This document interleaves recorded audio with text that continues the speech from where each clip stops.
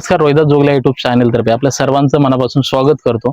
बरेच आपण मैदान पाहत असतो, बिंजोड क्षेत्र असेल मुंबईमध्ये एक अनेक सारे आपल्याला मैदान पाहायला मिळतात, परंतु अंजपकरांच्या वतीने जो मैदान होणार आहे उद्या 5 डिसेंबर 2025 मध्ये एक वेगळं मैदान आयोजन आपल्याला पाहायला मिळतंय। बऱ्याचदा सट्टेवाल्यांच्या मुले आपल्याला सुट्टीच्या जागी एक अडथळा होत असतो आणि सुट्टीच्या जागीचं एक वेगळं नियोजन अंजपकरांच्या वतीने उद्याच्या मैदानामध्ये पाहायला मिळेल। त्याचप्रमाणे फाटीचं एक वेगळं नियोजन आपल्याला पाहायला मिळतंय। यासाठी हा व्हिडिओ बनवण्यात येत आहे। आपल्या समवेत महेश मिनमिने असतील, त्याचप्रमाणे मंगेश जोगले असतील, सूरज मिनमिने असतील। नक्कीच याविषयी आपण मैदानाविषयी माहिती घेत आहोत। नमस्कार। नमस्कार। बघा, आता उद्या मैदान होणार आहे, खास करून फाटी एक आकर्षण फाटीचं आपल्याला पाहायला मिळतंय। काय सांगाल या फाटीबद्दल आपण? फाटीबद्दल असं सांगायचं की आता तुम्ही अंजपची फाटी बघू शकता, कसं कोणत्या लेवलने कार्पेट प्रकारे एकदम अशी माती आतरलेली आहे। आणि जो कोई टप्पा होता, 3 टप्पे असे बोलायचे अंजप फाटीला की 3 टप्पे आहेत, ते टप्पे तुम्ही आता बघू शकता, एकही टप्पा राहिलेला नाहीये। आणि त्यावरती माती टाकून रोलरने काम करून तुम्ही अतिशय सुंदर अशी फाटी केलेली आहे, तुम्ही उद्या येऊन बघू शकता। बऱ्याचदा आपण मागच्या सीझनला देखील बघितलं असेल की धुरला देखील आपल्याला पाहायला मिळत होता। कदाचित फाटीचं वेगळं नियोजन केलंय, त्यामुळे देखील धुरला देखील कमतरता आपल्याला पाहायला मिळेल यानंतर फाटीमध्ये। नक्कीच धुरला दिसणार नाहीये आणि अतिशय सुंदर असं काम केलेलं आहे, तुम्ही पाहू शकता आल्यावरती।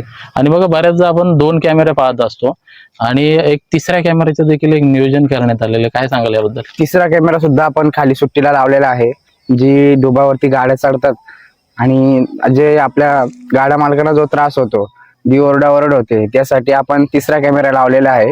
जो कोणी डोबावरशी किंवा मधीतून गाडी टाकेल, फेऱ्यासाठी टाकेल, त्यांच्यासाठी हा तिसरा कॅमेरा आपण बघू शकता। आपण सुद्धा तिसरा कॅमेरा आता लावलेला आहे।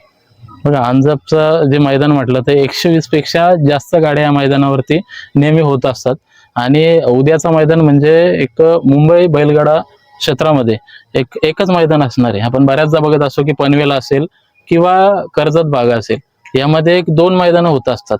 आता उद्याच्या दिवसामध्ये संपूर्ण बिंजोड जो काही आखाडा आहे, बिंजोड क्षेत्र असेल मुंबई, त्यामध्ये एकच मैदान होणार आहे। तर उद्याच्या मध्ये नेमकं म्हणजे स्वरूप कसं असेल, नियोजन कसं असेल? म्हणजे आपण आता बघायला गेलं तर मागे एक 10 ते 15 दिवस अड्डा आपला बंद होता, पाठीचं काम चालू होतं आणि आता त्यानंतर आपण अड्डा हा 5 तारखेला आपण अड्डा हा घेतलेला आहे, उद्याचा अड्डा।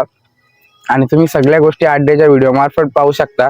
खाली जी आपण रेलिंग केलेली आहे किंवा कॅमेरा लावलेला आहे किंवा आपण फाटीवर माती टाकलेली आहे, त्यानंतर रोलिंग केलेली आहे किंवा पुढे तुम्ही बघू शकता मागे खूप आपण चांगली अशी जागा केलेली आहे, परत जेसीबी लावलेली आहे। डबल साईडची आपण चांगली जेसीबीने करून जी काही साईडची दगड होती, ती साईडची दगड पण आपण काढलेली आहेत आणि चांगल्या रीतीने आता हा मैदान पार पाडण्यासाठी सज्ज झालेला आहोत।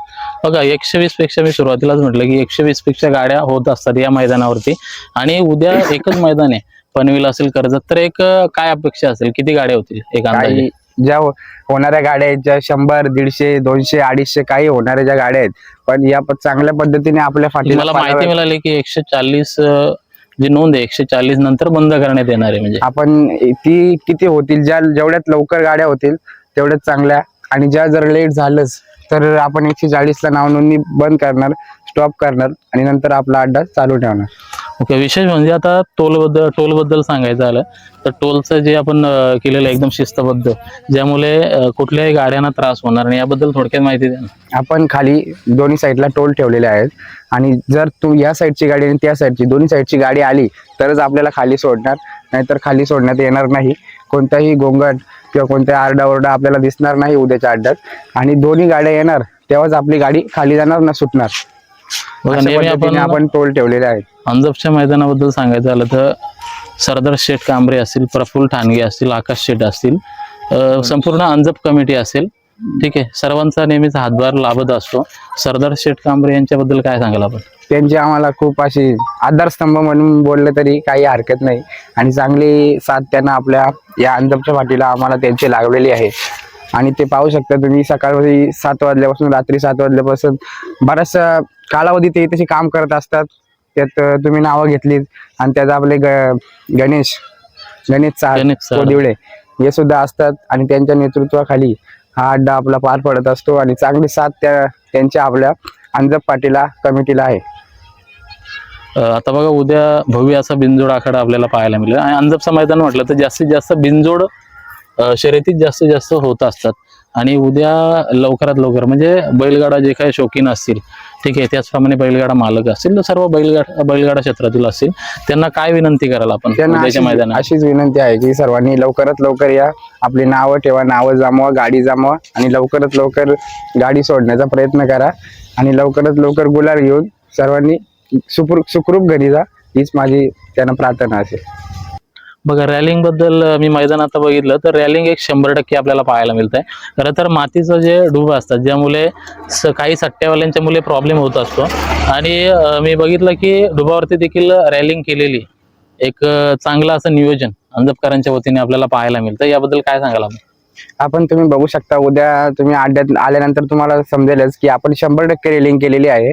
आणि जे सट्ट्यासाठी जे सट्टेबाजी करतात 500-1000 त्यांच्यासाठी तर आपण चांगलंच काम केलेलं आहे.